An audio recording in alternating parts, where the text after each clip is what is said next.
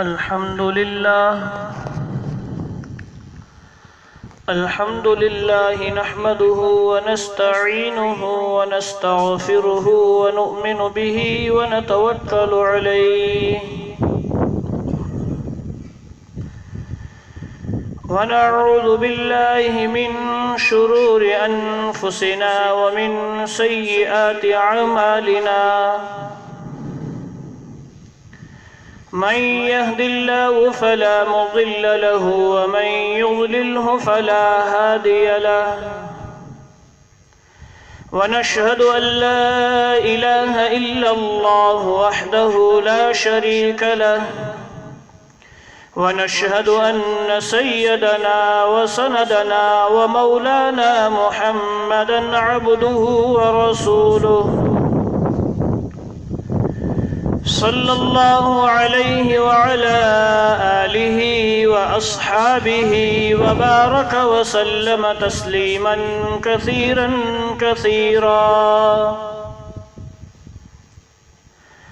أما بعد فأعوذ بالله من الشيطان الرجيم بسم الله الرحمن الرحيم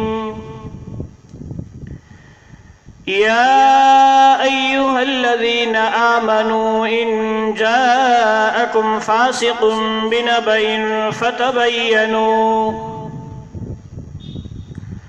فتبينوا أن تصيبوا قوما بجهالة فتصبحوا على ما فعلتم نادمين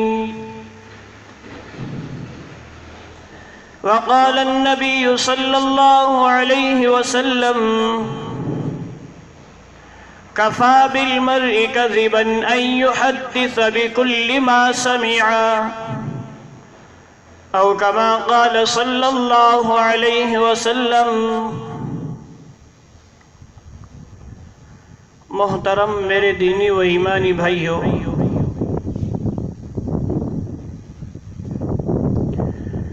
آپ حضرات کے سامنے میں نے قرآن مجید کی ایک آیت تلاوت فرمائی۔ اللہ تبارک و تعالی اس آیت کریمہ میں تمام مسلمانوں کو ایک ہدایت دے رہے ہیں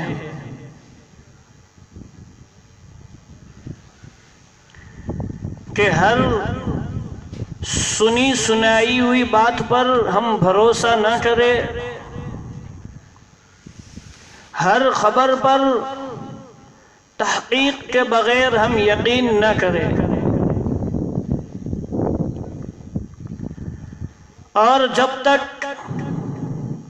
بات کی پوری تحقیق نہ ہو جائے، خبر کی پوری تحقیق نہ ہو جائے، اس وقت تک ہم اس خبر کو آگے نہ پھیلائیں۔ اس آیت کریمہ میں اللہ تبارک و تعالی نے ہمیں یہ ہدایت دی ہے۔ دراصل یہ آیت کریمہ ایک واقعے کے بارے میں نازل ہوئی ہے جس کو اصطلاح میں شان نزول کہتے ہیں۔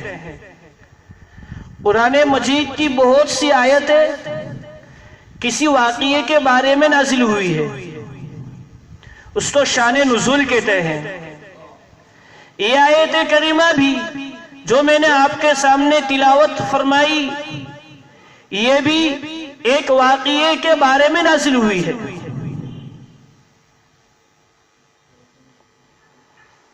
واقعہ جو ہم سنتے ہیں تو صرف بس ہم کان کی لذتوں کے لیے سنتے ہیں، کان میں مزہ آ جائے، سننے میں مزہ آ جائے، اس لیے ہم سنتے ہیں۔ واقعہ صرف سنانے کے لیے اور مزے لینے کے لیے بیان نہیں کیے جاتے، بلکہ واقعے اس لیے بیان کیے جاتے ہیں کہ واقعہ سن کر ہم اس سے عبرت پکڑیں، نصیحت حاصل کریں۔ یہ آیت کریمہ بھی جو آیت واقعے کے تحت نازل ہوئی ہے، واقعے کے بارے میں نازل ہوئی ہے، یہ واقعہ ہم سنیں اور اس سے عبرت حاصل کریں کہ تحقیق کے بغیر کسی خبر پر یقین کر لینا، تحقیق کے بغیر کسی کی بات کو سن لینا، یہ کہاں سے کہاں پہنچا دیتی ہے۔ واقعہ یہ ہوا کہ عرب میں ایک قبیلہ تھا جو بنو المستلق کے نام سے آباد تھا۔ ان کے سردار حارث بن زرار تھے۔ حارث بن زرار کی بیٹی حضرت جویریہ رضی اللہ عنہا یہ نبی کریم صلی اللہ علیہ وسلم کے ازواج مطہرات میں سے ہیں۔ خود حارث بن زرار اپنا واقعہ بیان کرتے ہیں کہ میں ایک مرتبہ نبی کریم صلی اللہ علیہ وسلم کی خدمت میں حاضر ہوا۔ نبی کریم صلی اللہ علیہ وسلم نے مجھے اسلام کی دعوت دی اور زکوٰۃ ادا کرنے کا حکم دیا۔ تو حضرت حارث بن زرار فرماتے ہیں کہ میں نے اسلام قبول کر لیا اور زکوٰۃ ادا کرنے کا اقرار بھی کر لیا، اور میں نے نبی کریم صلی اللہ علیہ وسلم سے کہا کہ میں اپنے قبیلے میں جاتا ہوں اور لوگوں کو اسلام کی دعوت دوں گا اور زکوٰۃ ادا کرنے کا حکم دوں گا، اگر وہ میری بات مان لیں گے تو میں زکوٰۃ کی رقم جمع کر لوں گا، اور آپ فلاں مہینے کی فلاں تاریخ کو زکوٰۃ وصول کرنے کے لیے اپنا قاصد بھیج دینا، تو میں زکوٰۃ کی رقم اس قاصد کو دے دوں گا۔ یہ حارث بن زرار نے نبی کریم صلی اللہ علیہ وسلم سے کہا۔ پھر حضرت حارث بن زرار رضی اللہ عنہ اپنے قبیلے میں چلے گئے۔ وعدے کے مطابق حضرت حارث بن زرار رضی اللہ عنہ نے لوگوں کو ایمان کی دعوت دی اور زکوٰۃ ادا کرنے کا حکم دیا۔ بہت سارے لوگوں نے ایمان قبول کر لیا، اسلام قبول کر لیا اور زکوٰۃ دینا شروع کر دیا۔ حضرت حارث بن زرار رضی اللہ عنہ نے وہ زکوٰۃ کی رقم جمع کر لی، لیکن قاصد بھیجنے کے لیے جو تاریخ طے ہوئی تھی، جو مہینہ طے ہوا تھا، اس مقررہ تاریخ پر قاصد نہیں پہنچا۔ نبی کریم صلی اللہ علیہ وسلم کی جانب سے جو تاریخ طے ہوئی تھی کہ فلاں تاریخ کو قاصد وہاں جائے گا اور زکوٰۃ کی رقم وصول کر کے آئے گا، لیکن وہ تاریخ گزر گئی، مہینہ گزر گیا، لیکن نبی کریم صلی اللہ علیہ وسلم کی جانب سے اس قبیلے میں کوئی قاصد نہیں پہنچا۔ حضرت حارث بن زرار رضی اللہ عنہ کو خطرہ پیدا ہوا کہ کہیں نبی کریم صلی اللہ علیہ وسلم ناراض ہو گئے ہیں کہ قاصد ابھی تک بھیجا نہیں ہے، ورنہ ایسا تو نہیں ہو سکتا کہ نبی کریم صلی اللہ علیہ وسلم وعدہ کر لے کہ فلاں تاریخ کو اور فلاں مہینے کو ہم قاصد تو بھیجیں گے، یہ وعدہ کر لے اور نہ بھیجے، وعدے کے خلاف کرے، یہ نبی کریم صلی اللہ علیہ وسلم کی جانب سے کبھی نہیں ہو سکتا، وعدہ خلافی کبھی نہیں ہو سکتی۔ ہو سکتا ہے کہ نبی کریم صلی اللہ علیہ وسلم ناراض ہو گئے ہو اور قاصد نہ آئے ہو، یہ ہو سکتا ہے۔ تو حضرت حارث بن زرار رضی اللہ عنہ کے دل میں یہ خطرہ پیدا ہوا کہ ہو سکتا ہے کہ نبی کریم صلی اللہ علیہ وسلم ناراض ہو گئے ہیں۔ تو حضرت حارث بن زرار رضی اللہ عنہ نے اسلام قبول کرنے والوں سے مشورہ کیا کہ کیا کیا جائے، نبی کریم صلی اللہ علیہ وسلم کی خدمت میں ہم جائیں اور نبی کریم صلی اللہ علیہ وسلم سے دریافت کریں، کیا بات ہے آپ کا قاصد ہمارے پاس آیا نہیں ہے، زکوٰۃ کی رقم وصول کرنے کے لیے ہمارے پاس آیا نہیں ہے، کیا بات ہے اب ناراض ہے؟ یہ مشورہ کر رہے تھے۔ اور بعض روایتوں میں آتا ہے کہ بنو المستلق کا یہ قبیلہ یہ روزانہ اس قاصد کے استقبال کے لیے شہر سے باہر جاتے تھے کہ نبی کریم صلی اللہ علیہ وسلم کا قاصد آئے گا، ہم استقبال کے لیے باہر جاتے ہیں. جیسا ہمارے یہاں بھی ہوتا ہے، کوئی مہمان آتے ہیں تو ہم استقبال کے لیے باہر جاتے ہیں. اسی طرح بنو المصطلق کے قبیلے کے لوگ یہ بھی قاصد کے استقبال کے لیے روزانہ باہر جاتے تھے کہ نبی کریم صلی اللہ علیہ وسلم کا قاصد آئے گا، ہم ان کا استقبال کریں گے. لیکن نبی کریم صلی اللہ علیہ وسلم نے حضرت ولید رضی اللہ عنہ کو قاصد بنا کر بھیج دیا تھا. جو تاریخ طے ہوئی تھی، جو مہینہ طے ہوا تھا، اس مقررہ تاریخ کو، اس مقررہ مہینے میں حضرت ولید بن عقبہ رضی اللہ عنہ کو قاصد بنا کر بھیج دیا تھا. لیکن حضرت ولید بن عقبہ رضی اللہ عنہ کے دل میں یہ خیال پیدا ہوا کہ بنو المصطلق کے قبیلے کے لوگوں سے میری پرانی دشمنی ہے، ہو سکتا ہے کہ مجھے قتل کر دیں گے. اور یہ لوگ استقبال کے لیے باہر بھی آئے تھے. تو حضرت ولید بن عقبہ رضی اللہ عنہ کو یقین ہو گیا کہ یقیناً یہ مجھے قتل کر ہی دیں گے. تو حضرت ولید بن عقبہ رضی اللہ عنہ وہیں سے واپس ہو گئے اور نبی کریم صلی اللہ علیہ وسلم کے پاس آئے. نبی کریم صلی اللہ علیہ وسلم کو یہ ماجرا سنایا کہ ان لوگوں نے زکوٰۃ دینے سے انکار کر دیا اور کہا کہ ہم تجھے قتل کر دیں گے، تمہیں واپس چلایا. حضرت ولید بن عقبہ رضی اللہ عنہ کی یہ بات سن کر نبی کریم صلی اللہ علیہ وسلم کو بہت غصہ آیا اور ایک لشکر تیار کیا اور بنو المصطلق پر حملہ کرنے کا ارادہ کر لیا. اور حضرت خالد بن ولید رضی اللہ عنہ کو اس لشکر کا سردار بنا دیا. جیسے ہی نبی کریم صلی اللہ علیہ وسلم کی جانب سے لشکر روانہ ہوا تو حضرت حارث بن زرار رضی اللہ عنہ اپنے قبیلے کے لوگوں کے ساتھ نبی کریم صلی اللہ علیہ وسلم کی خدمت میں آ رہے تھے. راستے میں آمنا سامنا ہوا تو حضرت حارث بن زرار رضی اللہ عنہ نے حضرت خالد بن ولید رضی اللہ عنہ سے پوچھا کہ کہاں جا رہے ہو؟ تو حضرت خالد بن ولید رضی اللہ عنہ نے فرمایا کہ تم پر حملہ کرنے کے لیے آ رہے ہیں، اس لیے کہ تم نے زکوٰۃ دینے سے انکار کر دیا، ہم تم پر حملہ کرنے کے لیے آ رہے ہیں. تو حضرت حارث بن زرار رضی اللہ عنہ نے فرمایا کوئی قاصد ہمارے پاس آیا ہی نہیں، ہم کیسے انکار کریں گے؟ ہم نے اسلام قبول کر لیا، ایمان قبول کر لیا، اور نبی کریم صلی اللہ علیہ وسلم کا کوئی قاصد ہمارے پاس آیا ہی نہیں، ہم کیسے انکار کریں؟ پھر حضرت خالد بن ولید رضی اللہ عنہ نے نبی کریم صلی اللہ علیہ وسلم کے پاس جا کر یہ پورا ماجرا سنایا کہ آپ کا قاصد بنو المصطلق کے قبیلے کے پاس پہنچے ہی نہیں تھے، انہوں نے انکار کیا ہی نہیں. اس میں یہ آیت نازل ہوئی یا ایھا الذین آمنوا ان جاءکم فاسق بنبأ فتبینوا ان تصیبوا قوما بجہالۃ فتصبحوا علی ما فعلتم نادمین. اللہ تبارک و تعالیٰ اس آیت کریمہ میں سبق دے رہے ہیں کہ ایمان والو، سنی سنائی ہوئی بات پر بھروسہ نہ کرو، سنی سنائی ہوئی بات پر اعتماد نہ کرو، سنی سنائی ہوئی بات پر یقین نہ کرو،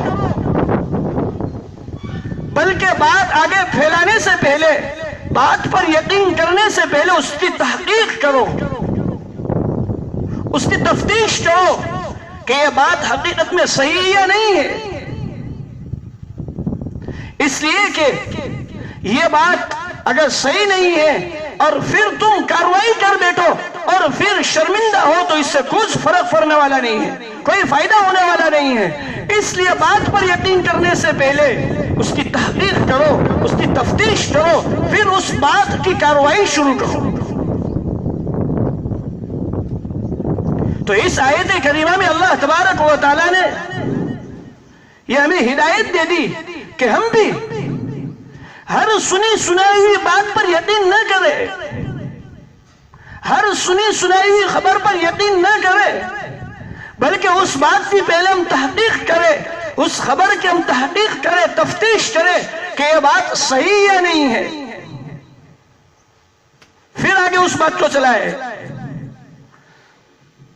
اور آج کل ہمارے معاشرے میں یہ بیماری بہت عام ہو چکی ہے، یہ برائی بہت عام ہو چکی ہے، جس کو ہم افواہ پھیلانا کہتے ہیں، کہ ہمارے معاشرے میں یہ افواہ پھیلانا اتنا عام ہو چکا ہے، اتنا عام ہو چکا ہے کہ تحقیق کا سوال ہی پیدا نہیں ہوتا ہے، تفتیش کا سوال ہی پیدا نہیں ہوتا ہے، بس اڑتی ہوئی بات کان میں آ گئی، اس کو آگے پھیلانا شروع کر دیا، اور خصوصاً کسی سے کوئی دشمنی ہو، کسی سے کوئی عداوت ہو، کسی سے کوئی نفرت ہو، اور اس کے بارے میں ذرا سی بات کان میں آ گئی تو فوراً پھیلانا شروع کر دیتے ہیں۔ اللہ تبارک و تعالیٰ نے اس سے منع کیا ہے کہ ہم بات کی تحقیق سے پہلے، بات کی تفتیش سے پہلے ہم اس بات کو نہ پھیلائیں، دوسرے کے سامنے بات نہ کریں، بلکہ ہمارا معاشرہ تو یہاں تک پہنچ چکا ہے کہ بات چلتے چلتے ہماری پاس بات آتی ہے تو ہم بھی نمک مرچ لگا کر اور بات پھیلا دیتے ہیں، دوسرے کے پاس جاتی ہے تو بھی نمک مرچ لگا کر بات تو آگے پھیلا دیتے ہیں، اور بات ذرا سے ہوتی ہے لیکن کہاں سے کہاں پہنچ جاتی ہے، خاندان میں دشمنیاں پیدا ہو جاتی ہے، خاندان میں لڑائیاں پیدا ہو جاتی ہے، اسی سے نفرت دل میں پیدا ہو جاتی ہے، بغض عداوت دل میں پیدا ہو جاتی ہے، کہ خاندان آپس میں مل جل کر رہ رہا ہے، ایک دوست دوسرے دوست سے مل جل کر رہ رہا ہے، لیکن کسی نے کہہ دیا کہ فلاں تمہارے بارے میں یہ کہہ رہا تھا، فلاں تمہارے بارے میں ایسا کہہ رہا تھا، تو اس بیچارے نے تحقیق نہیں کی، کوئی پوچھ تاچھ نہیں کی، اور یقین کر لیا اچھا میرے بارے میں یہ کہہ رہا تھا، میں تو اس کو اچھا سمجھ رہا تھا، میرے بارے میں یہ کہہ رہا ہے، ایسا کہہ رہے ہو، آج سے اس کے بعد بند، اس کو فون کبھی نہیں کروں گا، اس کا منہ دیکھنے کے لیے میں تیار نہیں ہوں، بس ذرا سی بات پر تحقیق نہیں کی، تفتیش نہیں کی، یقین کر لیا، اسی سے آپس میں دشمنی پیدا ہو گئی، اسی سے آپس میں لڑائیاں ہو گئی، اسی سے دل میں نفرت پیدا ہو گئی۔ اس لیے جب تک اس بات کی تحقیق نہ کی جائے، کسی خبر کی تحقیق نہ کی جائے، تب تک اس بات پر اور اس خبر پر ہم ہرگز یقین نہ کریں۔ نبی کریم صلی اللہ علیہ وسلم نے ارشاد فرمایا، کفا بالمرء کذبا ان یحدث بکل ما سمع، کہ آدمی کے جھوٹا ہونے کے لیے اتنا کافی ہے کہ وہ سنی سنائی بات آگے پھیلا دے، بس یہ آدمی کے جھوٹا ہونے کے لیے کافی ہے کہ جیسے ہی بات سنی، کان میں بات آ گئی اور آگے پھیلا دی، یہ آدمی کے جھوٹا ہونے کے لیے کافی ہے۔ اس لیے ہم سنی سنائی ہوئی بات، سنی سنائی ہوئی خبر جب تک تحقیق نہ ہو جائے، جب تک تفتیش نہ ہو جائے، تب تک ہم اس بات کو آگے نہ پھیلائے، کسی سے سامنے اس خبر کو ہم نہ کہیں۔ آج کل یہ ڈیجیٹل ماحول چل رہا ہے، سوشل میڈیا کا ماحول چل رہا ہے، واٹس ایپ چلاتے ہیں، فیس بک چلاتے ہیں، یوٹیوب، ٹویٹر، جو کچھ بھی چلاتے ہیں، جیسے ہی بات ہمارے پاس آ گئی، کوئی نیوز ہمارے سامنے آ گیا، کوئی سماچار ہمارے سامنے آ گئے، ہم نے اس کی تحقیق نہیں کی کہ سچ ہے کہ نہیں ہے، صحیح ہے کہ نہیں ہے، فوراً آگے فارورڈ کر دیا، فوراً آگے پھیلا دیا۔ بعد میں پتا چلتا ہے کہ یہ تو فیک نیوز تھا، یہ سماچار تو جھوٹے تھے، ہم نے جو خبر پڑھی وہ جھوٹی تھی، اور ہم نے جیسے ہی دیکھا ویسے فوراً آگے پھیلا دیا۔ اس لیے ہم جب تک بات کی تحقیق نہ ہو جائے، جب تک بات کی تفتیش نہ ہو جائے، چاہے جو کوئی بھی بات ہو، ہم اس کو آگے ہرگز نہ پھیلائیں اور کسی کے سامنے نہ کہیں۔ ایک مرتبہ ایک مجلس میں حضرت عبداللہ ابن عمر رضی اللہ عنہما تشریف فرما تھے۔ ایک شخص نے اس مجلس میں حجاج بن یوسف کے مخالفت میں بات شروع کر دی۔ حجاج بن یوسف ظالم بادشاہ تھا. سب کو معلوم ہے کہ حجاج بن یوسف یہ ظالم بادشاہ تھا. کہا جاتا ہے کہ حجاج بن یوسف نے ہزاروں سینکڑوں بڑے بڑے علماء کو قتل کیا ہے. یہ بہت ظالم تھا، جابر تھا. تو اس مجلس میں ایک شخص نے حجاج بن یوسف کے خلاف بات شروع کر دی اور اس کی غیبت شروع کر دی اور بہتان لگانا شروع کر دیا کہ حجاج بن یوسف نے ایسا کیا، حجاج بن یوسف نے ایسا کیا. تو حضرت عبداللہ ابن عمر رضی اللہ عنہ غصے ہو گئے اور فرمایا سوچ سمجھ کر بات کرو، ایسی بات نہ کہو. حجاج بن یوسف ظالم ہے، جابر ہے، لیکن اس کا مطلب یہ نہیں ہے کہ تم اس کے بارے میں بہتان لگاتے رہو، اس کے بارے میں جھوٹی افواہیں پھیلاتے رہو. اگر اللہ تبارک و تعالی حجاج بن یوسف سے ہزاروں اور سینکڑوں خونوں کا بدلہ لے گا تو تم سے بھی اس کا بدلہ لے گا جو تم نے حجاج بن یوسف کے خلاف برائی کی ہے، غیبت کی ہے. اور حجاج بن یوسف پر جو بہتان لگایا ہے، جھوٹی افواہیں پھیلائی ہے، تم سے بھی اللہ بدلہ لے گا. اس لیے کسی کے بارے میں تحقیق کے بغیر، تفتیش کے بغیر ایسی بات نہ کہو، سوچے سمجھے بغیر اپنی زبان سے بات نہ نکالو. یہ حضرت عبداللہ ابن عمر رضی اللہ عنہ غصے ہو گئے اور ہم مسلمانوں کو پیغام دے دیا کہ ہم بھی سوچے سمجھے بغیر، تحقیق کیے بغیر، کسی خبر کی تفتیش کیے بغیر ہماری زبان سے بات نہ نکلے اور ہم اس بات پر یقین نہ کریں. ہمارے معاشرے میں تو یہ بہت پھیل چکی ہے. الامان والحفیظ، اللہ تبارک و تعالی ہماری حفاظت فرمائے. کیسے افواہیں پھیلا دیتے ہیں کہ بس زیادہ اضافہ کر کے کسی نے کوئی بات کہی، اس میں نمک مرچ لگایا، بات میں اضافہ کر دیا اور پھیلا دیا، آگے فارورڈ کر دیا، آگے کسی نے سنا دیا، اس نے پھر نمک مرچ لگا کے آگے پھیلا دیا. یہ افواہیں پھیلتے پھیلتے کہاں پہنچ جاتی ہے. حضرت مفتی تقی عثمانی صاحب دامت برکاتہم العالیہ فرماتے ہیں کہ ایک مرتبہ میرے ساتھ بھی ایسا ہوا تھا. حضرت مفتی تقی عثمانی صاحب فرماتے ہیں کہ ایک آدمی نے مجھے مسئلہ پوچھا کہ ٹیپ ریکارڈ میں قرآن مجید سننا کیسا ہے. تو حضرت مفتی صاحب نے کہا، میں نے جواب دے دیا کہ ٹیپ ریکارڈ میں قرآن مجید سننا صحیح ہے، ثواب ملے گا، لیکن ڈائریکٹ قرآن مجید سے سننے سے اور قرآن مجید تو پڑھنے میں جو ثواب زیادہ ملتا ہے، اتنا ثواب نہیں ملے گا. یہ مسئلہ بیان کر دیا. اس آدمی نے پھر دوسرے کو یہ مسئلہ بتایا کہ حضرت مفتی صاحب نے ایسا جواب دیا کہ ٹیپ ریکارڈ میں قرآن سننا یہ جائز ہے، ثواب ملے گا. اس آدمی نے تیسرے سے بیان کر دیا. سنتے سنتے، بیان کرتے کرتے ایک آدمی نے یہ بات پہنچا دی کہ حضرت مفتی صاحب نے کہا کہ ٹیپ ریکارڈ میں قرآن سننا ایسا ہے جیسے کہ گانا سننا. بات یہاں تک پہنچ گئی. پھر یہی مسئلہ حضرت مفتی صاحب نے پیش کیا گیا کہ حضرت آپ نے یہ مسئلہ بیان کیا تھا کہ ٹیپ ریکارڈ میں قرآن مجید سننا ایسا ہے جیسے کہ گانا سننا. تو حضرت مفتی صاحب نے فرمایا کہ یہ بات میرے فرشتے کو بھی معلوم نہیں ہے. مجھے تو کیا، میرے فرشتے تو کرامن کاتبین یہ ہے، ان کو بھی معلوم نہیں ہے کہ میں نے یہ بات بیان فرمائی ہے. تو لہذا سنی سنائی ہوئی بات میں تحقیق کیے بغیر بات پھیلا دیتے ہیں تو وہ بات کہیں سے کہیں پہنچ جاتی ہے.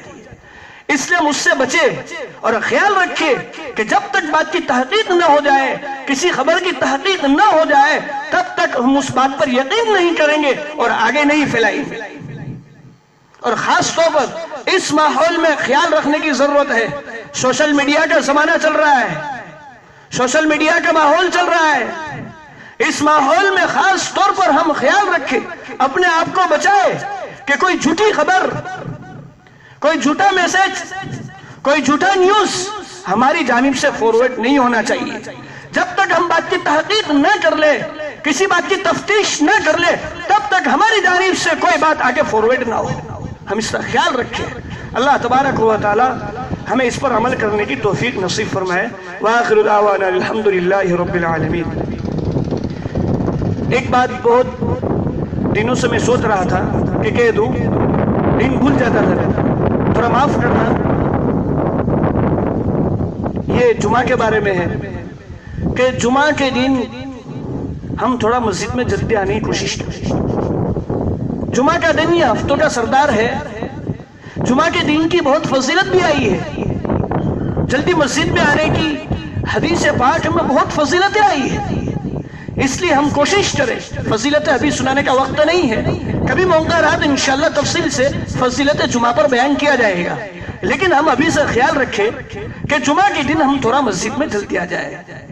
اور دوسری بات، معاف کرنا ذمہ داری کے ساتھ کہہ رہا ہوں کہ بہت جمعہ سے دیکھ رہا ہوں کہ ہم صرف جمعہ کے دن 2 رکعت نماز پڑھتے ہیں، 2 رکعت فرض پڑھتے ہیں پھر چلے جاتے ہیں. اور ہم جمعہ کے بعد کی سنتیں پڑھتے نہیں ہیں.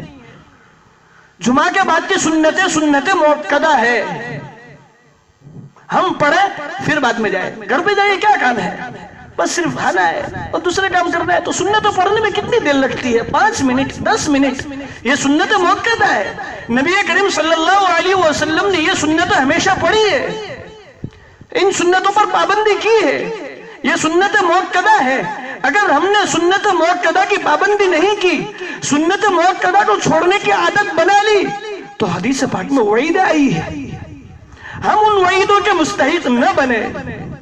اس لیے جہاں تک ہو سکے ہم کوشش کریں کہ جمعہ کے دن جلدی آئیں اور جمعہ کے بعد کی جو سنت مؤکدہ ہے وہ پڑھ کر ہم جمعہ کے بعد باہر نکلیں. اللہ تبارک و تعالی عمل کرنے کی توفیق نصیب فرمائے.